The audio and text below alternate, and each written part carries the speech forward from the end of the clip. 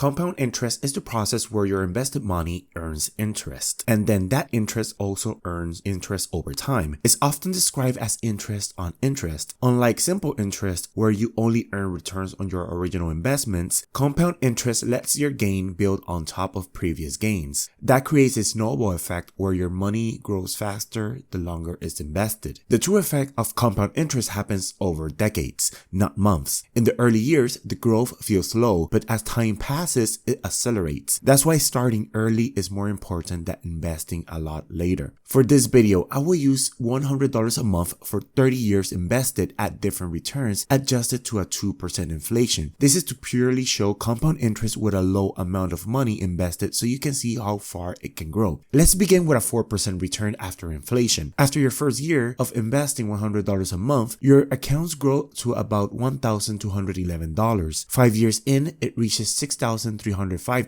At the 10-year mark, you built up to $13,272. By year 15, it grown to $20,000, and after 20 years, you're at $29,000. At 25 years, you're sitting at $38,882, and after 30 years of just $100 a month, your portfolio is worth $49,273. That's $36,000 of your own money, and compound interest added more than $13,000 on top, without you ever increasing your contributions. The growth is slow at first, but the pace picks up as time goes on. That's what compounding does. It rewards you more the longer you stay invested. Now, let's see what happens with a 6% return. Again, after adjusting for inflation. After year 1, your account holds $1,222. In 5 years, it reaches $6,630. After 10 years, you got $14,725. At 15 years, you're at $24,000. After 20 years, it grew to $36,000. By year 25, it hits $51,000.